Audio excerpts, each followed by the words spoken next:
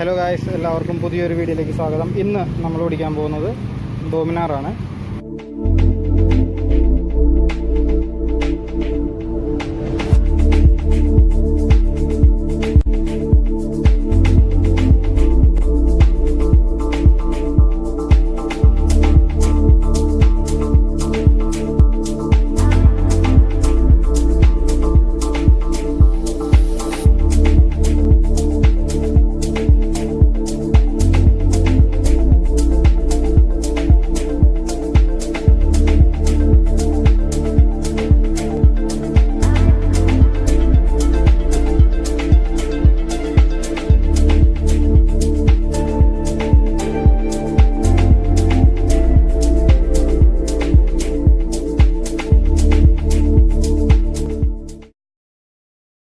ആദ്യം നമുക്കൊന്ന് വാക്ക് അറൗണ്ട് ചെയ്യാം. ശരിക്കും നല്ല മസ്കുലറായിട്ടുള്ള വണ്ടിയാണ് ഡോമിനാർ എന്ന് പറയുന്നത്. എല്ലാ ഡീറ്റെയിലിംഗ് അടക്കം എല്ലാം നല്ല ക്ലാസ് ആയിട്ടാണ് ബജാജ് ഉണ്ടാക്കിയിട്ടുള്ളത്.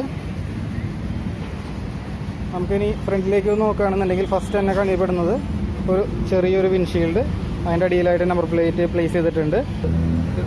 പല പല പല സെറ്റുകളായിട്ടുള്ള ഒരു LED ഫുൾ കൺസോളാണ് നമ്മുടെ ഫ്രണ്ടിൽ ഹെഡ്ലൈറ്റ് ആയിട്ട് വരുന്നത്. അടിയിലേക്ക് പിന്നെ നമുക്ക് കാണാൻ വന്നത് ചങ്കിയായിട്ടുള്ള 2 USB ഫോക്സ് കാണാൻ പറ്റും.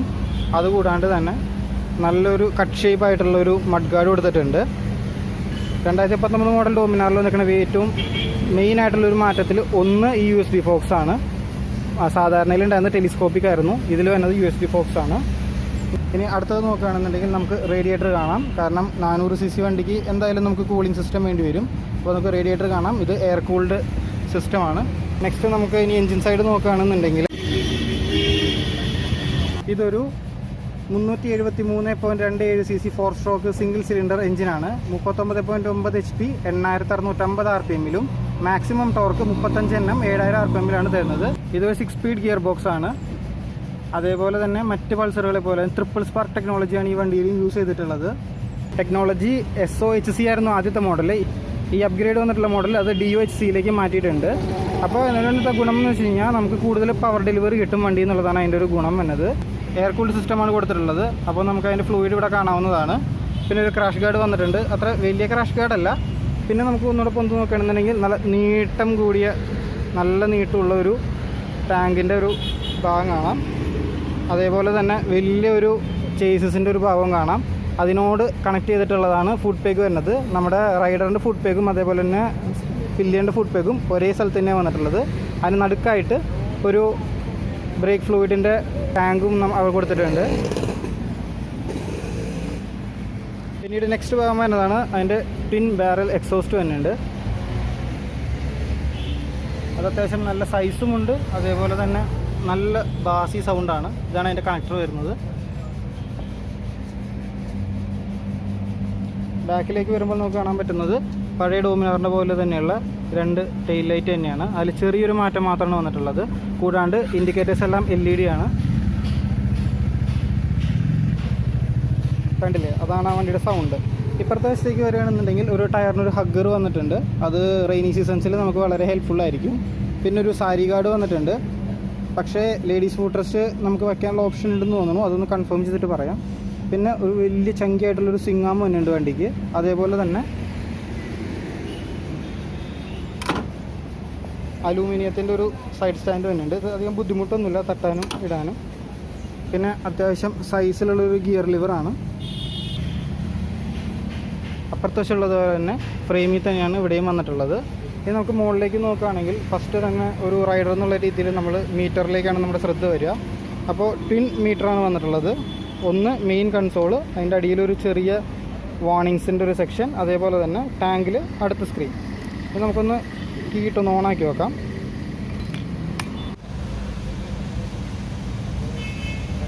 ആകെ ഈ കാണുന്ന ബജാജിൻ്റെ ഒരു ലോഗോ മാത്രമാണ് ഈ വണ്ടിയിൽ വന്നിട്ടുള്ളത്. RPM മീറ്ററാണ് ആദ്യത്തെ ഓപ്ഷൻ. അത് 13000 RPM വരെ കൊടുത്തിട്ടുണ്ട്. അതേപോലെ തന്നെ ഇവിടെ ഫ്യൂവലിൻ്റെ ഗേജ് വരുന്നുണ്ട്. സ്പീഡ് ഇവിടെ വരുന്നുണ്ട്. ഇപ്പോൾ ഫ്യൂവൽ കുറവാണ്, അപ്പോൾ റീഫ്യൂവൽ എന്നുള്ള ഓപ്ഷൻ ഇവിടെ വരുന്നുണ്ട്. പിന്നെ ആവറേജ് കൺസംഷൻ നമുക്കിവിടെ കാണിക്കും. അടിയിലാണെങ്കിൽ RPM മീറ്റർ വരുന്നുണ്ട്, വാർണിംഗ് ലൈറ്റ്സ് വരുന്നുണ്ട്, ഫ്യൂൽ ഇഞ്ചക്ഷൻ്റെ ചിഹ്നം വരുന്നുണ്ട്, ന്യൂട്രലിൻ്റെ ചിഹ്നം ഇവിടെയാണ്, ABSൻ്റെ ചിഹ്നം ഇവിടെയാണ്. ഈ വണ്ടിക്ക് ഡ്യുവൽ ചാനൽ ABS ആണ് വരുന്നത്. ഇനി അടിയിലുള്ള സ്ക്രീനിലേക്ക് നമ്മൾ നോക്കുകയാണെങ്കിൽ ഗിയർ പൊസിഷൻ ഇൻഡിക്കേറ്റർ വരുന്നുണ്ട്, ടൈമിൻ്റെ ഒരു ഭാഗം വരുന്നുണ്ട്, അതേപോലെ തന്നെ ട്രിപ്പ് Aയും ട്രിപ്പ് Bയും വരുന്നുണ്ട്. അപ്പോൾ ഇത്രയുമാണ് നമുക്ക് മീറ്ററിൽ കിട്ടുന്ന കാര്യങ്ങൾ. ഇനി നമുക്ക് ഹാൻഡിലേക്ക് നോക്കുകയാണെന്നുണ്ടെങ്കിൽ അത്യാവശ്യം സൈസുള്ളൊരു ഹാൻഡിലും ഹാൻഡിൽ വെയ്റ്റും അത്യാവശ്യം സൈസുള്ളൊരു ഹാൻഡിൽ വെയ്റ്റും വരുന്നുണ്ട്. സ്വിച്ച് ക്വാളിറ്റിയൊക്കെ നല്ല പ്രീമിയമാണ്. അതുകൂടാണ്ട് തന്നെ ഇത് ഇലുമിനേഷനും കൊടുത്തിട്ടുണ്ട്, അപ്പോൾ നൈറ്റിൽ കുറച്ചുകൂടെ ഭംഗിയായിരിക്കും. അതേപോലെ തന്നെ ക്ലച്ച് ഒരു ലൈറ്റർ ക്ലച്ചാണ്. വലതുവശത്തെ കൺസോൾ നോക്കുകയാണെങ്കിൽ എൻജിൻ കിൽ സ്വിച്ചും ഹെഡ്ലൈറ്റിൻ്റെ സ്വിച്ച് അതേപോലെ തന്നെ പവർ സ്വിച്ച് ഇത് മൂന്നുമാണ് ഈ ഭാഗത്ത് വരുന്നത്. ഹാൻഡിലിൻ്റെ ഭാഗം കുറച്ചും കൂടെ ഡീറ്റെയിൽ ആയിട്ട് നോക്കുകയാണെന്നുണ്ടെങ്കിൽ മിറർ വരുന്നുണ്ട്, അതേപോലെ തന്നെ ഇവിടെയാണ് ഡിസ്ക് ഫ്ലൂയിഡിൻ്റെ മാസ്റ്റർ സിലിണ്ടർ വരുന്നത്. ഫ്രണ്ട് ബ്രേക്ക് നല്ല പെർഫോമൻസാണ് കാഴ്ചവെക്കുന്നത്. ജസ്റ്റ് ടാപ്പ് ചെയ്യുമ്പോൾ തന്നെ നമുക്ക് ബൈറ്റ് കിട്ടുന്നത് അറിയാൻ പറ്റുന്നുണ്ട്. നോർമൽ കീ സെറ്റുകൾ വരുന്ന അതേ സ്ഥലത്ത് തന്നെയാണ് കീ സെറ്റും വന്നിട്ടുള്ളത്. നമ്മൾ നേരത്തെ പറഞ്ഞ പോലെ ഫ്രണ്ടിൽ USB ഫോക്സും ബാക്കിൽ സിംഗിൾ മോണോഷോക്കാണ് നമുക്ക് വരുന്നത്. ഇനി നമ്മൾ ടയറിനെ പറ്റി നോക്കുന്ന സമയത്ത് 150, 16, 17 പ്രൊഫൈലുള്ള ടയറാണ് ബാക്കിൽ വരുന്നത്. അതുകൂടാണ്ട് തന്നെ ആദ്യ മോഡലുകളിൽ ഉണ്ടായിരുന്ന അതേ അലോയ് ഡിസൈൻ തന്നെ അവർ തിരിച്ചു കൊണ്ടുവന്നിട്ടുണ്ട്. ഇതിന് മുമ്പ് ഇറങ്ങിയ ഒരു മോഡലിൽ ഗോൾഡൻ കളറായിരുന്നു, അത് അത്ര പേർക്ക് അധികം ഇഷ്ടമായിരുന്ന ഒരു കളറായിരുന്നില്ല. ഫ്രണ്ട് ടയറിലേക്ക് വരികയാണെങ്കിൽ 110, 70, 17 പ്രൊഫൈലുള്ള ടയറാണ് ഫ്രണ്ടിൽ കൊടുത്തിട്ടുള്ളത്. നല്ല ഫിനിഷിങ്ങോട് കൂടിയാണ് അലോയ് ഒക്കെ തീർത്തിട്ടുള്ളത്. അതേപോലെ തന്നെ ഈ സിൽവർ ഡിസൈൻ വളരെ മികച്ച രീതിയിൽ നമുക്ക് കാഴ്ച ഭംഗി നൽകുന്നുണ്ട്. ഓക്കെ, ഇനി ഫ്രണ്ടിലെ ഡിസ്കിനെ കുറിച്ച് പറയുകയാണെന്നുണ്ടെങ്കിൽ 320 mm ഡിസ്ക്കാണ് നമുക്ക് വരുന്നത്. അതേപോലെ തന്നെ ABSൻ്റെ നമുക്ക് ഈ യൂണിറ്റിൻ്റെ സെൻസറുകളിലൂടെ കാണാം. വൈബ്രേഡയാണ് കാലിപ്പർ വരുന്നത്. ബാക്ക് ഡിസ്കിൻ്റെ കാര്യമാണെങ്കിൽ 230 mm ബാക്ക് ഡിസ്ക് ബ്രേക്കാണ് നമുക്ക് വരുന്നത്. അതും വൈബ്രേഡ് തന്നെയാണ് വരുന്നത്. ഡ്യുവൽ ചാനൽ ABS ആണ് വരുന്നത്. ABS സെൻസറിൻ്റെ ഭാഗങ്ങളും നമുക്കിതിൽ കാണാവുന്നതാണ്. വണ്ടിയുടെ ടാങ്ക് നമ്മൾ ഡീറ്റെയിൽ ആയിട്ട് നോക്കുമ്പോൾ ആകെ ബാഡ്ജിങ് വന്നത് ഡോമിനാർ എന്നുള്ളൊരു ബാഡ്ജിങ് ഇവിടെ വരുന്നുണ്ട്. അത് രണ്ട് സൈഡിൽ തന്നെയുണ്ട്. അതേപോലെ തന്നെ ഇത് ടാങ്ക് ഓപ്പൺ ചെയ്യാനുള്ള ഓപ്പണിംഗ് ആണ് വരുന്നത്. ടാങ്കിനെ കുറിച്ച് ഡീറ്റെയിൽ ആയിട്ട് പറയുകയാണെങ്കിൽ 13 ലിറ്റർ കപ്പാസിറ്റി ഉള്ള ടാങ്കാണ് ഡോമിനാറിന് വരുന്നത്. അതിൽ 3 ലിറ്റർ റിസർവ് ആണ്. റിസർവ് എന്നതുകൊണ്ട് ഉദ്ദേശിക്കുന്നത് ഫ്യൂൽ ഇഞ്ചക്ഷൻ വണ്ടി ആയതുകൊണ്ട് തന്നെ മിനിമം ഒരു ലെവൽ പെട്രോൾ നമ്മൾ വണ്ടിയിൽ എപ്പോഴും കരുതേണ്ടതുണ്ട്. ഇവിടെ കമ്പനി ഇൻബിൽട്ടായിട്ടൊരു ടാങ്ക് ബാഗ് കൊടുത്തിട്ടുണ്ട്. നെക്സ്റ്റ് നമുക്കിനി സീറ്റിനെ കുറിച്ച് പറയാം. സീറ്റിൽ ഒരു ഇതേപോലെ തന്നെ ഡോമിനാറിൻ്റെ ഒരു D ചിഹ്നം ഇവിടെ കൊടുത്തിട്ടുണ്ട്. അത്യാവശ്യം സോഫ്റ്റും അതേപോലെ തന്നെ സ്റ്റിഫായിട്ടുള്ളൊരു സീറ്റിംഗ് ആണ് ഡോമിനാറിന് വരുന്നത്. റൈഡേഴ്സിനെ വെച്ച് നോക്കുകയാണെന്നുണ്ടെങ്കിൽ ഇരിക്കുന്ന ഭാഗത്ത് നല്ല സപ്പോർട്ട് ഉള്ളതുകൊണ്ട് തന്നെ അത്യാവശ്യം നമുക്ക് നല്ല രീതിയിൽ തന്നെ പെയിനൊന്നും ഇല്ലാണ്ട് നമുക്ക് ടൂർ ചെയ്യാം. ബാക്കിലേക്ക് വരുമ്പോൾ ഇവിടെയും D400 എന്നുള്ളൊരു ബാഡ്ജിങ് കൊടുത്തിട്ടുണ്ട്. കൂടാണ്ട് ഈ വണ്ടിക്ക് തന്നെ വേറൊരു ഗുണമാണ് ബാക്ക് സീറ്റിലുള്ള ബഞ്ചി കോഡിൻ്റെ റോപ്പ്. 2019 മോഡലിൽ വരുന്ന അടുത്തൊരു മാറ്റമാണ് ബഞ്ചി കോഡ് കോർക്കാനുള്ളൊരു സ്ട്രാപ്പ് കൂടെ വരുന്നുണ്ട്. അത് ടൂറിങ് പോകുന്ന സമയത്ത് ബാക്ക് സീറ്റിൽ നമുക്ക് ലഗേജ് വെച്ച് ക്യാരി ചെയ്യാനായിട്ട് വളരെയധികം സഹായകമാകും. ബാക്കിലെ സീറ്റ് ഓപ്പൺ ചെയ്യാനുള്ള കീ ഹോൾ വരുന്നത് ഈ വശത്ത് തന്നെയാണ്. ആ കീ ഹോളിനടുത്ത് തന്നെ അവർ നല്ല രീതിയിലൊരു ഫീൽ കിട്ടാൻ വേണ്ടി സ്പോർട്ടി ചെറിയ വെൻറ്റുകൾ പോലെയുള്ള ഒരു ഫേക്ക് വെൻറ്റുകൾ വരെ കൊടുത്തിട്ടുണ്ട്. അത്ര ഡീറ്റെയിൽഡ് ആയിട്ട് അവർ നോക്കിയിട്ടുണ്ട് ഡിസൈനിങ്. മുൻവശത്ത് USB ഫോക്സ് കൂടാണ്ട് നമുക്ക് പെട്ടെന്ന് നമ്മുടെ കണ്ണിൽപ്പെടുന്ന ഒരു ഭാഗമാണ് ഈ എൻജിൻ ഗാർഡ് എന്ന് പറയുന്നത്. അത് ഒരു ലുക്സ് എന്നതിനൊപ്പം തന്നെ ചെറിയ രീതിയിലുള്ള പ്രൊട്ടക്ഷൻ, അതായത് കല്ലുകളിൽ നിന്ന് പ്രൊട്ടക്ഷൻ നൽകുന്നുണ്ട്. ഡോമിനാർ ഒരു ടൂറർ വണ്ടി ആയതുകൊണ്ട് തന്നെ അതിൻ്റെ വീൽ ബേസ് വളരെയധികം കൂടുതലായി നിലനിർത്താനായിട്ട് ബജാജ് നോക്കിയിട്ടുണ്ട്. അതെന്തിനാണെന്ന് വെച്ചാൽ ഹൈവേയിൽ നമുക്ക് അത്രത്തോളം സ്റ്റെബിലിറ്റി വണ്ടിക്ക് ലഭിക്കും. നെക്സ്റ്റ് നമ്മളെല്ലാവരും ആലോചിക്കുന്ന ഒരു കാര്യമാണ് വണ്ടിയുടെ ഗ്രൗണ്ട് ക്ലിയറൻസിനെ കുറിച്ച്. ഡോമിനാറിൻ്റെ ഗ്രൗണ്ട് ക്ലിയറൻസ് എന്ന് പറയുന്നത് 157 mm ആണ് ഇതിൻ്റെ ഗ്രൗണ്ട് ക്ലിയറൻസ് വരുന്നത്. ഇന്ത്യൻ കണ്ടീഷൻസിൽ അത്ര മോശമല്ല, എന്നാൽ അത്ര നല്ലതും എന്ന് പറയാൻ പറ്റാത്ത രീതിയിലുള്ള ഒരു ഗ്രൗണ്ട് ക്ലിയറൻസ് ആണ്. 5.7 ഹൈറ്റുള്ള ഒരാൾ ഇരിക്കുമ്പോൾ പ്ലാന്റഡ് ഫൂട്ടാണ്. അത് ഹൈറ്റിൽ വലിയ പ്രശ്നങ്ങളൊന്നുമില്ല. ഡോമിനാർ നമുക്ക് 2 കളർ ഷെയ്ഡിലാണ് അവൈലബിൾ ആയിട്ടുള്ളത്. ഒന്ന് ഈ ബ്ലാക്കും പിന്നെ ഒരു ഗ്രീനുമാണ്.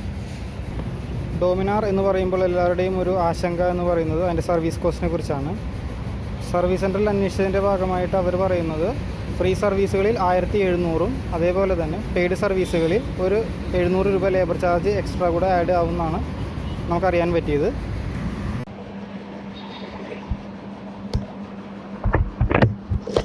ഓക്കെ ഗൈസ്, അപ്പോൾ നമ്മുടെ ഡോമിനാറാണ് നമ്മുടെ കയ്യിലിരിക്കുന്നത്. അപ്പോൾ നമുക്കൊന്ന് ടെസ്റ്റ് ഡ്രൈവ് ചെയ്ത് നോക്കണം. അപ്പോൾ ഇതിൻ്റെ ടേണിംഗ് റേഡിയസ്, അതേപോലെ തന്നെ വണ്ടിയുടെ പെർഫോമൻസ് എങ്ങനെയാണ്, അതിൻ്റെ പവർ ഡെലിവറി. മീറ്റർ ഓൺ ആവുന്നത് ഇങ്ങനെയാണ്. ബജാജിൻ്റെ ഒരു ലോഗോ ഇവിടെ മാത്രമാണ് കാണിക്കുന്നത്. അപ്പോൾ എഞ്ചിൻ കിൽ സ്വിച്ച് ഓഫ് ആണെന്നുണ്ടെങ്കിൽ ഓൺ ആക്കാനുള്ളൊരു ഇൻഡിക്കേഷൻ വരുന്നുണ്ട്. ഓൺ ആക്കുമ്പോൾ സൈഡ് സ്റ്റാൻഡിൻ്റെ ഇൻഡിക്കേഷൻ വരുന്നുണ്ട്. ഓക്കെ, ആവറേജ് ഫ്യൂൽ കൺസംഷൻ അങ്ങനെ അത്യാവശ്യം വേണ്ട എല്ലാ കാര്യം ചെയ്യുന്നുണ്ട്. ഓക്കെ, അത്യാവശ്യം ഫാസ്റ്റായിട്ട് തന്നെ വണ്ടി സ്റ്റാർട്ട് ആവുന്നുണ്ട്. ഫസ്റ്റ് 1500 RPM-ലാണ് ഇതിൻ്റെ ഓൺ ആകുമ്പോഴുള്ള റൊട്ടേഷൻ.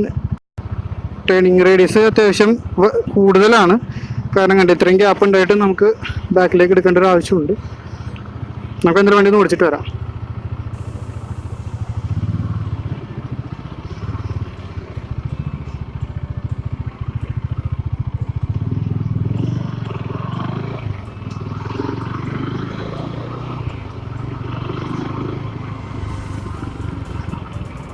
നമുക്ക് എന്തായാലും റോട്ടിൽ വേണ്ടി ഒന്ന് ടെസ്റ്റ് ചെയ്ത് നോക്കണം. ഇപ്പം തിരക്കില്ല, നമുക്കൊന്ന് നോക്കാം. സെക്കൻഡ് ഗിയറിലാണ്.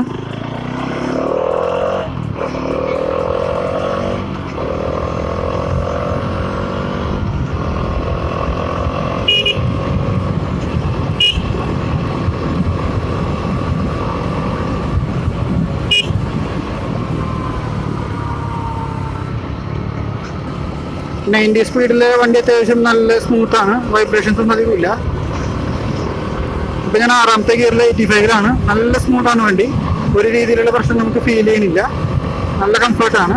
ചെറുതായിട്ട് ഹാൻഡിലിൻ്റെ വൈബ്രേഷൻ ഉണ്ട്, അതേപോലെ തന്നെ ഫുഡ് ടേക്കില് കാലിലും കുറച്ച് വൈബ്രേഷൻ ഫീൽ ചെയ്യുന്നുണ്ട്. ഇപ്പോൾ വണ്ടി 100ആയി. നല്ല സ്റ്റെബിലിറ്റി ഉണ്ട് വണ്ടിക്ക്.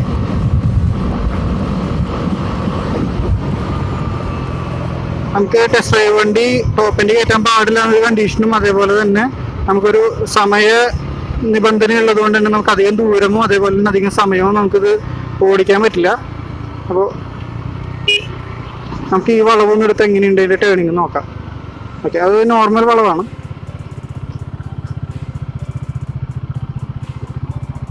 പക്ഷേ കുഴപ്പമില്ലാത്ത രീതിയിൽ വണ്ടി വളയ്ക്കാൻ പറ്റുന്നുണ്ട്. എൻജിൻ നോക്കിങ് ഉണ്ട്. 25-ന് second gear, sorry third gear ആയിരുന്നു. എൻജിൻ നോക്കിങ് ഉണ്ട്.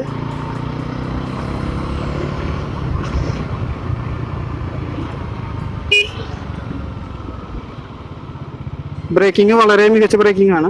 നമ്മുടെ ഇന്ത്യൻ കണ്ടീഷനൊക്കെ വളരെ സ്യൂട്ട് ആവുന്ന രീതിയിലുള്ളതാണ്.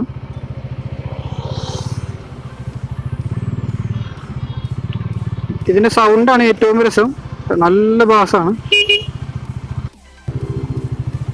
ഇതിൻ്റെ മൈലേജ് ഏകദേശം ഷോർട്ട് റൈഡുകൾക്ക് ഒരു 22-24 റേഞ്ചും, ഹൈവേകളിൽ പുതിയ ലേറ്റസ്റ്റ് 2019 വണ്ടിക്ക് 35 മൈലേജ് വരെ കിട്ടിയതായിട്ട് കസ്റ്റമേഴ്സ് റിപ്പോർട്ട് ചെയ്തിട്ടുണ്ട്. അപ്പോൾ ആ റേഞ്ചിലാണ് വണ്ടിയുടെ മൈലേജ് വരുന്നത്. റിയർ വ്യൂ മിറേഴ്സ് ഒക്കെ നോക്കിയിട്ടുണ്ടെങ്കിൽ നമുക്ക് ബാക്കിലെ കാര്യങ്ങളൊക്കെ അത്യാവശ്യം നല്ല രീതിയിൽ തന്നെ കാണാൻ പറ്റുന്നുണ്ട്. നമ്മുടെ കൈ ചെറുതായിട്ട് വിഷ്വൽസിനെ തടയുന്നുണ്ടെന്നുണ്ടെങ്കിലും അത്ര വലിയ ഒരു പ്രശ്നമൊന്നുമല്ല. നമുക്ക് അത്യാവശ്യം നല്ല രീതിയിൽ തന്നെ കാണാൻ പറ്റുന്നുണ്ട്. നമുക്ക് എന്തായാലും യു ടേൺ എടുത്തൊന്നുകൂടെ ഒന്ന് ഹൈവേയിലേക്ക് കയറി നോക്കാം.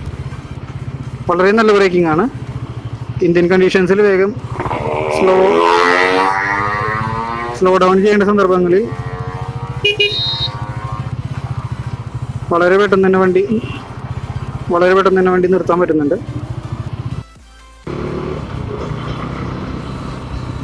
നമുക്കൊന്നും കൂടെ ഒന്ന് ഹൈവേയിലേക്ക് ഒന്ന് കയറ്റി നോക്കാം.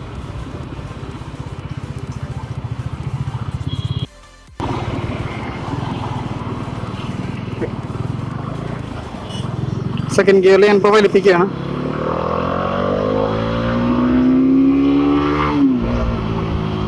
കണ്ടു, വളരെ ക്വിക്കായിട്ട് വണ്ടി കയറുന്നുണ്ട്. നമുക്ക് ഒരു രീതിയിലുള്ള ടോർക്കിന് ഒരു ബുദ്ധിമുട്ടോ അതേപോലെ വണ്ടി സ്ട്രെസ് ചെയ്യുന്നതോ അങ്ങനെ ഒരു ഫീലും ഇല്ല. വളരെ സ്മൂത്തായിട്ട് വണ്ടി പവർ ഡെലിവറി കിട്ടുന്നുണ്ട്. അത് ഞാൻ പറഞ്ഞ പോലെ നല്ല ഫൺ ടു റൈഡ് എന്നുള്ള രീതിയിലുള്ള ഒരു വണ്ടിയാണിത്. ഞാൻ ഇതിന് മുമ്പ് 390 ഓടിച്ചപ്പോൾ മാത്രമാണ് എനിക്ക് ഇങ്ങനത്തെ ഒരു ഫീലിംഗ് ഉണ്ടായത്. ഏകദേശം അതേ ടെക്നോളജിയുടെ അടുത്ത് വരുന്ന ഒരു സിസ്റ്റം അല്ലെങ്കിൽ ഒരേ രീതിയിലുള്ള എഞ്ചിൻ ആയതുകൊണ്ട് തന്നെ 390 അത്ര ഇല്ലെങ്കിലും വളരെ നല്ല രീതിയിൽ തന്നെ നമുക്ക് പവർ ഡെലിവറി വണ്ടിയിൽ നിന്ന് കിട്ടുന്നുണ്ട്. പിന്നെ ഒരു 5.4 ഹൈറ്റുള്ള എനിക്ക് ഈ വണ്ടി കൺട്രോൾ ചെയ്യാനോ അതേപോലെ ഓടിക്കാനോ മാനേജ് ചെയ്യാനോ വലിയ ബുദ്ധിമുട്ടുകളൊന്നും ഫീൽ ചെയ്യണില്ല. കാലാണെന്നുണ്ടെങ്കിൽ കുറച്ച് ബാക്കിലേക്ക്, അതായത് റിയർ സെറ്റ് ടൈപ്പാണ് ഇതിൻ്റെ ഫുഡ് പേക്കിൻ്റെ പൊസിഷൻ വന്നിട്ടുള്ളത്. ഹാൻഡിലാണെന്നുണ്ടെങ്കിലും പണ്ടത്തെ മോഡലിനേക്കാളും കുറച്ചും കൂടെ റൈസ് ചെയ്തിട്ടുണ്ട്. അതുകൊണ്ട് തന്നെ നമുക്ക് കൈ എത്തിപ്പിടിക്കേണ്ട ഒരു രീതിയിലേക്കുള്ള ബുദ്ധിമുട്ടുകളൊന്നുമില്ല. നടു നിവർന്ന് നടു നിവർന്നിരിക്കുന്ന അതേ പൊസിഷൻ തന്നെ നമുക്ക് വണ്ടിക്ക് കിട്ടുന്നുണ്ട്.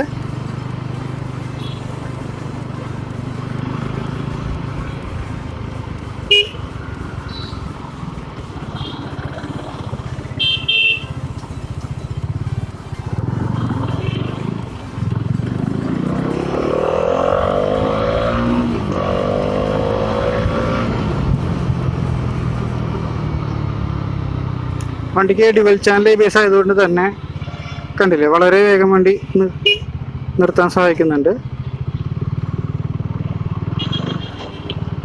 പിന്നീട് നമുക്കുള്ള ഒരു സംശയമാണ് വണ്ടിയുടെ ഹീറ്റിങ്ങിനെ കുറിച്ച്. കാരണം ഇതൊരു 370cc എഞ്ചിനാണ്, അതും സിംഗിൾ സിലിണ്ടർ ആണ്.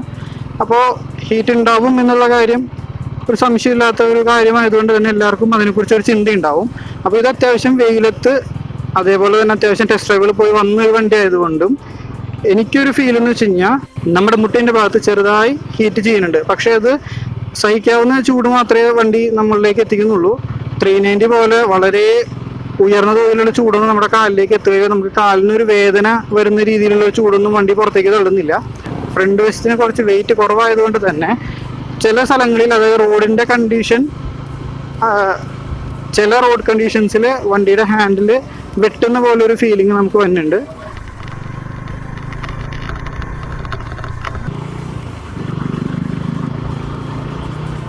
പിന്നൊരു നെഗറ്റീവായിട്ട് എനിക്ക് തോന്നിയത് എന്താണെന്ന് വെച്ച് കഴിഞ്ഞാൽ, ഈ മീറ്റർ കൺസോള് നമ്മൾ ഹെൽമെറ്റ് വെച്ച് കഴിയുമ്പോൾ ഗിയർ പൊസിഷനൊക്കെ കാണിക്കുന്നത് ഈ രണ്ടാമത്തെ മീറ്ററിലായതുകൊണ്ട് നമുക്കത് പെട്ടെന്ന് കണ്ണിൽ പെടണില്ല. നമ്മൾ ശരിക്കും തല കുനിച്ച്, അതായത് റോട്ടിൽ നിന്നുള്ള ഫുൾ വിഷൻ നമ്മൾ മാറ്റി ഇതിലേക്ക് നോക്കുമ്പോൾ മാത്രമേ നമുക്ക് ഈ സ്ക്രീനിലേക്കുള്ള വിഷ്വൽ നമുക്ക് കിട്ടുന്നുള്ളൂ. അതൊരു നെഗറ്റീവാണ്. അത് നമ്മുടെ മെയിൻ കൺസോളിലേക്ക് കൊണ്ടുവരുന്നെങ്കിൽ കുറച്ചും കൂടെ നല്ലതായിരുന്നു.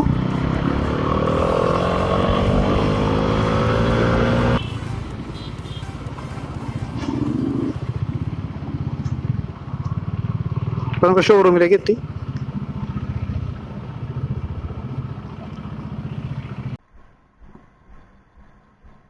വണ്ടിയുടെ സൗണ്ട് ഒന്ന് കേൾക്കാം.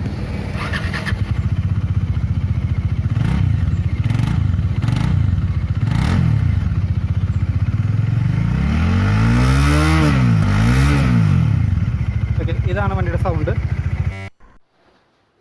അപ്പോൾ ഗായ്സ്, ഇതാണ് 2019 ഡോമിനാർ. അപ്പോൾ ഇതിനെക്കുറിച്ച് ഇത്രയാണ് നമുക്ക് പറയാനുള്ളത്. വണ്ടിക്ക് കൊച്ചിയിലെ ഓൺ റോഡ് വില വരുന്നത് 2,23,500 രൂപയാണ്. അതുകൂടാണ്ട് വണ്ടി നമുക്ക് പ്രൊവൈഡ് ചെയ്തത് പോപ്പുലർ ബജാജ് ആണ്. അപ്പോൾ വണ്ടിയുടെ എൻക്വയറിനെ കുറിച്ചോ അതേപോലെ ബുക്കിംഗ് ചെയ്യാനായിട്ടോ വണ്ടിയുടെ സെയിൽസ് ഹെഡിൻ്റെ നമ്പർ നമ്മൾ അടിയിൽ കൊടുത്തിട്ടുണ്ട്. അപ്പോൾ ഡിസ്ക്രിപ്ഷനിൽ ഒന്ന് നോക്കുക. കൂടാണ്ട് വണ്ടിയുടെ ഡീറ്റെയിൽസും ഡിസ്ക്രിപ്ഷനിൽ കൊടുത്തേക്കാം. അപ്പോൾ വീഡിയോ കണ്ട എല്ലാവർക്കും എൻ്റെ നന്ദി അറിയിക്കുന്നു. നമുക്ക് അടുത്ത വീഡിയോയിൽ വീണ്ടും കാണാം. അതുവരേക്കും ബൈ.